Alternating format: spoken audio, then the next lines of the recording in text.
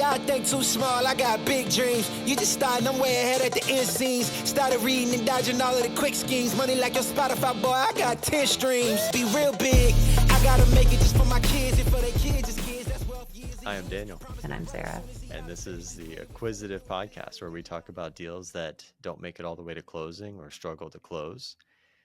We had to do some shuffling with scheduling. So this week, Sara and I are talking about working capital and how important it is to calculate working capital in your deal. A lot of my deals are SBA 7A, and the bank is just like, don't worry about working capital. We'll get you over the express line of credit. And so we'll loan it to you. Yeah. And I, from my perspective as a third party who's not paying interest, I'm like, sounds like you got it solved.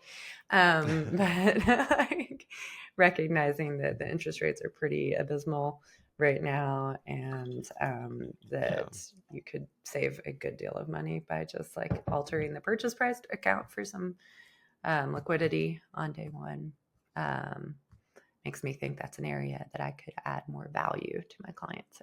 That was something that was missing from my valuation tools, because I built out my own valuation spreadsheets. Interesting.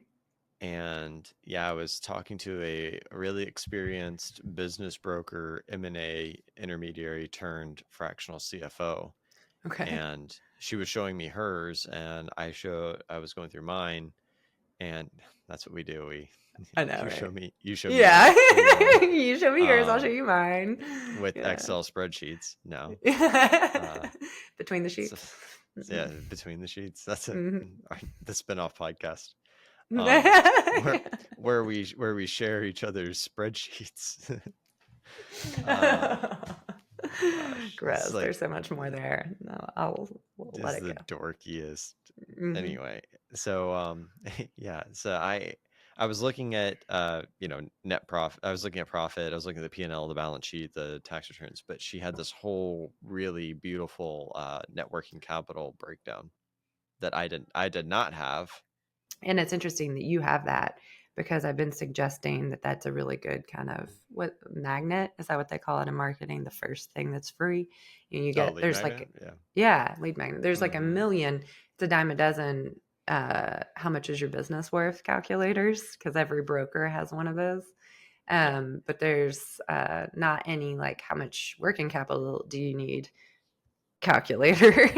And I know that that's not as like clickbaity, but it'd be a lot more useful because everybody's really hand wavy. And I think it's probably because it's, some degree of just like, what's your comfort? And that's not something you put in the Google Sheets very easily. Yeah, the advice came from the logic that there's a chance that a liquidation was a better exit than actually selling, the business whole. Interesting. Tell me about that. Yeah. So what she was doing with hers is she would do like the typical SDE calculation. Yeah. So she would take that, take the EBITDA add backs to get the SDE, and then do a multiple of SDE. Then she would also do a multiple of net sales. And then, so that was like, so those were two different valuation models. Yeah. And then the third valuation model was a liquidation. So basically, what's your net working capital? What's the value of your equipment? And then the value of your receivables minus payables, which is net working capital. So so coming up with, how much could you feasibly walk away with today if you just sold the FF&E and collected on your receivables and called it a day. Interesting.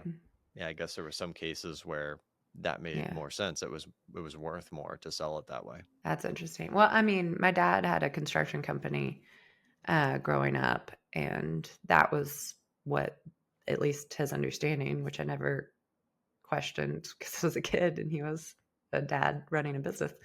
But the theory was like, that's what construction companies sell for, is their FF&E is a lot more though.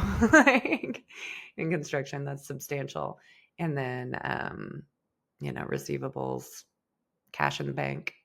Cash in the bank is a big one there because you have to get bonded to do jobs. So I don't know. That's interesting. I guess that's a good deal point to have, because really what you're selling your business for, you think you're selling your business for $1 million, but if you could just walk away, it's the throw the keys in the ravine, when you throw the keys in the ravine, you still walk away with like 300,000, then really the delta is 700. So that's how you should think about it. Well, and there's so many nuances to valuations that I feel like people just generally don't know. Yeah. Like, I mean, I only learned what SDE was when I started looking at businesses that were for sale. So Yeah. it's not a number that you really think about. I only recently at a workshop, a recasting workshop, found out that when you calculate SDE, you're supposed to make adjustments for a solo full-time owner operator. I know that that's true, but I don't know what adjustments you're supposed to make. What are you supposed to make? Like, you're supposed to build in some kind of salary, reasonable salary of some sort, but how is that established? Yeah, so the example that they gave was husband and wife both owned a business. They both were full-time operators. So therefore, the SDE was one of their full-time salaries as if they worked 50 hours a week. And then the other was adjusted as an add back against management expense. Okay. But the logic there it was sound, because I was looking at it from the seller's perspective. What is my benefit from the business? Right. The logic behind SDE is more of like, yes, that's the seller's benefit, but what does the buyer need to anticipate once they close? Yeah. And if you have a husband and wife, even if they're both working full time, that's not to say they're both required. So, the buyer could feasibly step in, work 50 hours a week and do what's needed.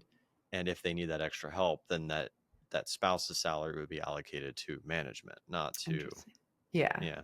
So I don't know, but I think a lot of people will look at, they'll look at SDE on BizBuySell and think this is what's going to hit my pocket after I buy this business. Yeah, that's true. And it's not true. That isn't what you're going to necessarily get. Oh man. By the working capital, I had coffee with a guy who mentioned this, and then it's like repeated itself, because that's how things go. You have like trends and you'll run across the same thing 3 times in a week when you've not seen it in months. But the theme of the week has been deals where people maxed out the amount that they could get in financing and essentially forgot they need working capital, and then they're scrambling super hard day one. Like line, HELOC on their house, maxing out all their credit cards to try to make payroll, which is completely foreseeable. Like we can see that all the way from here, that you are going to have a payroll cost right after closing. So to not build that in at the front end is just kind of, mismanagement of your deal. So in your opinion, I know most deals are cash free, debt free, but should you buy an operating budget? Should the operating budget be left in the bank account or be transferred from seller to buyer so that the business can continue to operate seamlessly? I don't know. There's some SBA requirements there that they must disfavor having the cash change hands, the operating account just staying in there. They want it to be like pulled out, and then I can't decide. I can't tell if it's that the bank is wanting to sell their express line of credit product. And so they're just like, don't do that, just use more, get more of our loans. Or if there's an SBA requirement. I haven't looked into it, but it needs to be planned for. So if you're going to the bank will only loan you $1 million, then you should not pay $1 million for the company, right? You should pay $1 million less what working capital you need. What has been a reasonable amount of working capital in the deals that you've structured? I think higher level question. Super variable. I actually found the definition. This is Black's Law Dictionary. And I was looking it up because, I think it's funny to start every online course kind of like you start toast when you're maid of honor. Like Webster's Dictionary defines love as... That is how you would start a wedding toast, isn't it? Yeah, I mean, my maid of honor days are behind me, I guess, probably for that reason. Yeah, you have to make sure everyone's on the same page. Yeah, exactly. Well, just to be clear, we're talking about this kind of love. Yeah. So let's see. It doesn't actually have working capital in Black's Law. So then you have to go all the way to mergers and acquisitions A to Z, and then flip way to the back for working capital. Which is like, that makes sense, right? Because lawyers don't know anything about business. So why would they have working capital in there? In answer to your actual question, the amount of working capital that you need after closing can vary super, super, super widely. And just to identify it from the most like basic example from, the standard that I always go to of accounting practices, because it's pretty standardizable. There's some folks get paid one time a year and they get paid like right at tax season. And so there's this huge amount of accounts receivable that hit in April, May, and then there's absolutely nothing for the remainder of the year. And in that case, you need like, 10, 11 months, depending on when you buy the practice, 10, 11 months of working capital, which is ridiculous and really arduous. I recently had a deal that was exactly that. And they kept saying, they didn't explain what they meant at first, but they kept saying the accounts receivable were very bumpy, or very bumpy accounts receivable. And I was like, what do you mean? But they just meant there's one big bump and that's it for the year. Alternatively, if you have a bunch of monthly recurring revenue, you need like 20, 30 days of overhead to cover. Yeah. I mean, I think probably like regular people would think, what overhead? And I think if you were just trying to figure it out really basically without a professional, you might pull the checking account statements of the business and see all of their actual expenses for the last, on a monthly basis for the last 3 months, 6 months, and a year, and then, average it out. That's what I would do. Most businesses, I feel like a business that gets paid once or twice in an entire calendar year are kind of outliers. I just don't think that there's so many of those. The vast majority are going to have inflows of cash. So yeah, I typically recommend 2 to 3 months worth of operating expenses. And that could also include wages. Although I tend to be a little bit more conservative when it comes to paying people. And especially with things like COVID in recent memory. So I like to think, maybe closer to 6 months worth of payroll banked up. I like that. True answer, 2 to 3 months worth of operating expenses, like idealistic scenario, 3 months worth of operating expenses and 6 months worth of payroll. I think that would make me feel more comfortable as well. Another example that was really crunchy was ski company. They have a real seasonability to them. Like they get all their orders, the vast majority of their orders in the fall, and then like there's nothing in the summer. So I was looking at one of those deals. They usually are keeping people on year round, and they've got, so, and you have office space and, or, retail space, and manufacturing and all of that stuff still needs to keep moving, but it's very, very like, it very much depends. Like the same buyer would need a radically different amount of working capital after closing based on when they closed. So that's confusing because, as we know, deals never happen when they're like anticipated. So if it's going to go for another month and another month and another month, then that's going to keep like shift. And if it's shifting by a couple $1,000s, it's not a big deal. But if it's shifting by, 50, 100 grand, and that's a lot in the context of the deal, then that could make or break it. Yeah, that accounting firm that I was looking at, we were negotiating in December, like November, early December. We were targeting a closing in January, February, which would have put me closing before tax season, and it was a very tax-heavy firm. So it was like a zero working capital scenario. It just wasn't necessary because by the time we actually closed and went through like the initial transition and like kind of got the keys, then we were going to start receiving all that revenue from tax season. But as we went through the back and forth with the LOI and the closing date was getting moved out further and further, we started to get to a point where it was like, okay, now it doesn't make sense to close during tax season. So if we are going to do this deal, we need to push the whole thing by 4 months. And now I need working capital because I'm going to miss out on, 90% of the annual revenue. Is that practice still for sale? It is off market, but privately for sale. I always wondered, was it just too much retrading or did you think about going, hey, I just need to radically retool this purchase price here to account for everything? It was way low on the SDE for what I really wanted. I wanted to buy a firm. Like, I live in Vero Beach, but I'm within 2 hours of Orlando, Tampa, Miami. Yeah. So I really wanted a firm that was going to be larger in one of those places where it's easier to recruit and easier to fly clients into if we ever want to bring someone on site. Yeah. And you just have larger firms in those areas. It didn't make sense. I think it would be cool to have, a little office building here in town and be able to do business here, but there was just no great way to scale that. I'll be back looking probably later this year again, and but minimum SDE probably 750,000. I don't think it makes sense to go below that. And you're going to be looking in that 2-hour geographic scope. Yeah, I've got one. There's one in Miami that I want so bad. Really? How far away is that? 2 hours. Really? Things are so close out east. It's ridiculous.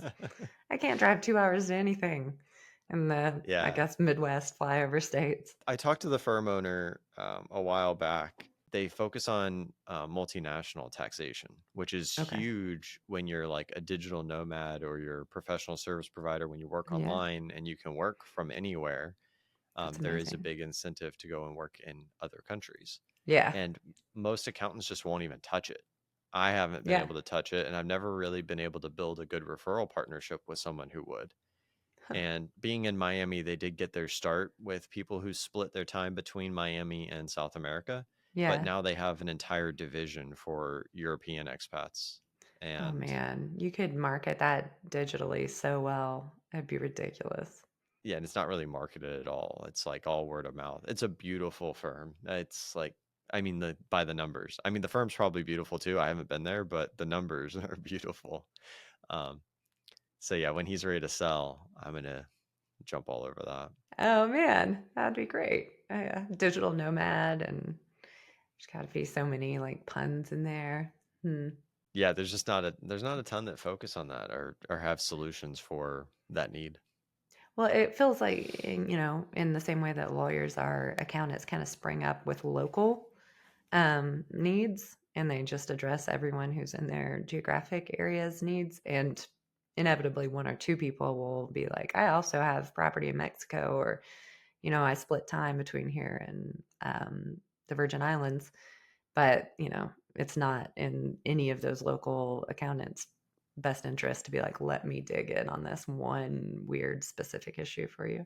That's true. We dealt with that a ton the more we pushed into Texas, working with businesses in Texas. It seems like there's a good sized population in Texas that will also have some portion of their company in Mexico, or in, like, one guy had a whole division in Brazil. It's easy to travel from Texas to Mexico and South America. And harder the other way around. I hear you can just swim from Mexico to Texas. That's really interesting, because you'd be kind of marketing B2B instead of B2C, because it's really other accountants who don't want that liability or specialization, who would be such a good referral source. And accountants are kind of easy to market to. That's the hack, right? Yeah. It's easy to figure out the owner of the business when the business is their name. Yeah. You can go on LinkedIn and filter by CPAs or EAs or anything else, and they're all right there. You don't even have that with lawyers, so it's kind of nice. Well, this has been episode 9, where we've talked about working capital. And the most important part is, don't forget about it, and check out dealacademy.org for a course to help you determine exactly how much working capital you need to factor in. If you got some value from this, like and subscribe, and tune in next week. Big, I gotta make it just for my kids and for their kids' kids. That's wealth years and years. Promise my brother soon as he out to finish this bid, we finna do